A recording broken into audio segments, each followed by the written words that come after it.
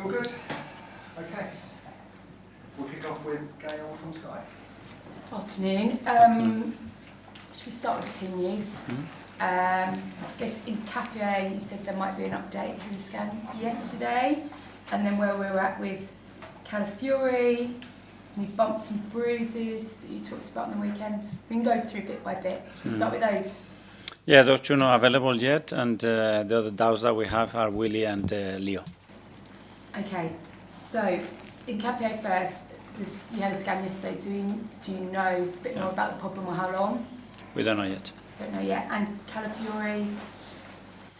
He's progressing, but we don't know. I think it will matter for a few weeks probably, but we don't know exactly when. Okay, and Saliba and Trossard obviously not part of your FA Cup squad, so what's the issue with them? When might they be? Yeah, those two are a doubt.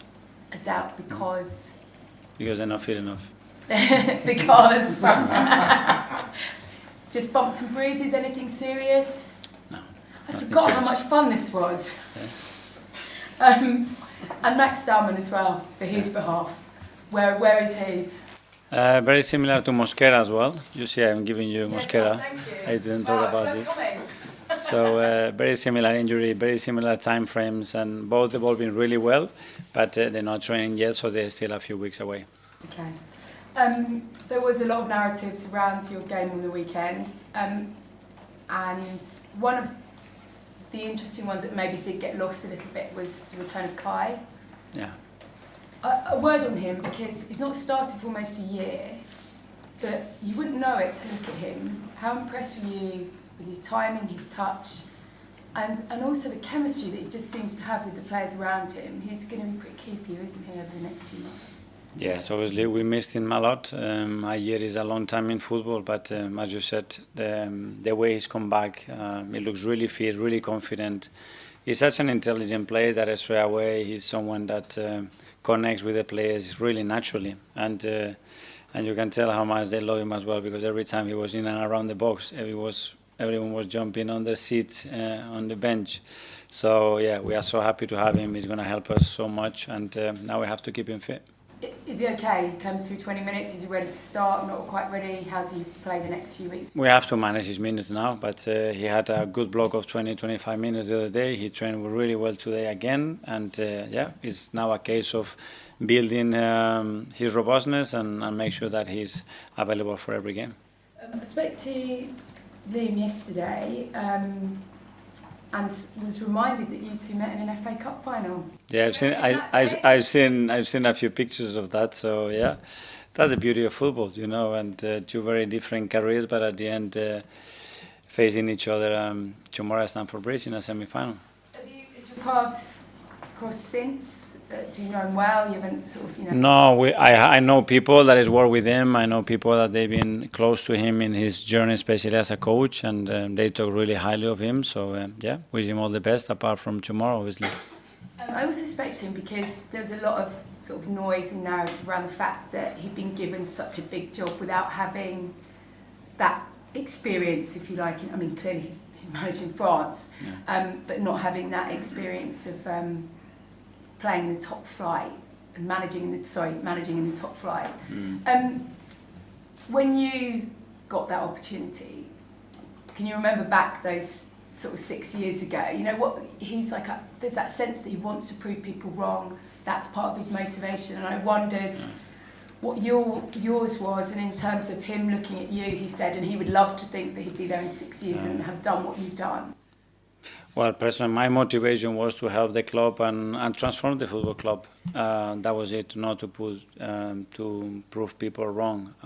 That's in my case, it wasn't a motivation. Obviously, they know him really well because they have worked together with him for a few years now. So they made that decision based for sure because of his capacity and because they believe that he deserves and is the best person to lead that project. And just finally for me, semi-final at this stage of the competition last year, and I think by your own admission didn't do yourselves justice in that game against Newcastle.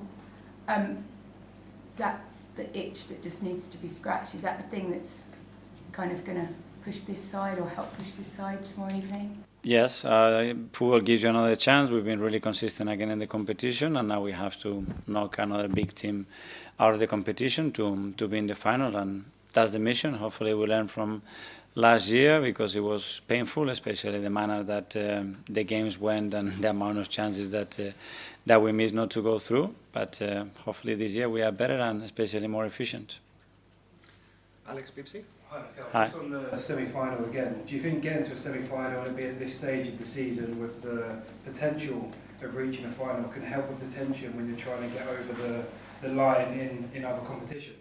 Well, the more you are involved in these kind of games, the better, because it gives you a nudge, it brings the team a different kind of energy, and it gives you the sense that the objective is very, very close, and that's a massive motivation for everybody. So we know that we are 2 games away from playing a final. We have to go game by game, and the first one is Stamford Bridge, and we know we have a really tough opponent in front. And on Noni Madueke, against Portsmouth, a mixed day for him. Lost the ball for the opening goal, missed a penalty, but also 2 good corners for assists. Is that just part of the journey? Yes, well, he was very influential, as you said, in some aspect very, very positive, in some others things that we need to improve in terms of the consistency, but the level of threat that he provides to the team, I think, is remarkable. Ian, talk to us. Hi Mikel, how are you? I'm good, thank you.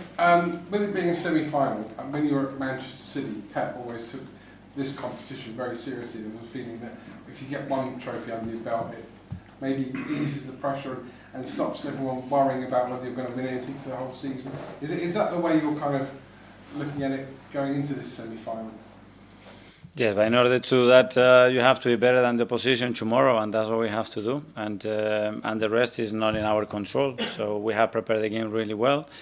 The boys are really motivated and at it, because we can sense that that's what we want to be, and we have to make another step in order to achieve what we want, and that's the objective tomorrow. I was going to say quadruple, but I'll save that for another day. Being a semi-final, though, your team selection was a busy week. I remember your former boss here, Arsene Wenger, used to pick a League Cup team and stick with it all the way through, even to the final, most notably in 2007 against Chelsea.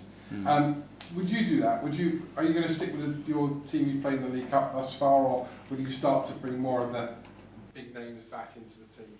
Well, I think in my case, we cannot do that, because obviously players have to be available to be able to pick them there. And I don't believe in players for competitions. I believe that we have competition and we want to compete in all competition with the best moment of the players that we have at our resource, and that's what we try to do. I also spoke to Liam Rossini yesterday. I mentioned your set pieces. And I said Arsenal are very good at set pieces. Some people call them set piece FC. And he said, no, Arsenal are very good at everything. That's what we try to do. And in some things we'll be very good, in some ones good, and in some one excellent, but certainly that's the objective. The better we are in every phase, the bigger the chances to win. Last one, a departure from the club. Yeah. Not at the moment, but at the end of the season, someone you've played with and had alongside you, Per Mertesacker. Just pay tribute to him if you would. Well, it's been 15 years at the club. We were teammates, we were friends, we were captains together, and then we shared this incredible project together in a different role, him as an academy director and me as a manager. So I enjoy every minute of it. I think it's someone that I think transmits the values of this football club, its ambition, and everything that is related to it in the best manner. So very thankful. We had a great time together, and for sure as well, he's made that decision, and I wish him the best of luck for the next one, next chapter, because I'm sure it's going to be a success. Cheers, Thank you. Matt from the Standard. Hi. When you were at Man City, there were 2 seasons, I think, where the team won the Carabao Cup and then went on to win the league title too. Do you sort of remember that cup when giving the squad a boost and pushing them on into the final months of the title? Yeah, as I said before, obviously when you get to this stage in the competition, you get to the final and you get over the line and win it, it brings energy, it brings belief, and the sense that everybody is very important and playing part of that. So yeah, I think it's something, when you get there and win it, everybody remembers, and if not, nobody does. So once you get there, get the job done. You've obviously experienced a lot in 6 years here. Is this the first season you can sort of remember having this kind of squad depth where you haven't had to maybe, where you can focus on all 4 competitions without worrying about that weakening sort of another one? Yes, at the end you have to try to manage the squad individuals in the best way. I think we are sharing the minutes while we remain very, very competitive, and that's what we have to try to do. And tomorrow we have another opportunity with the players that will start and finish the game, and it will continue like this till May because it's going to be a game every 3 days.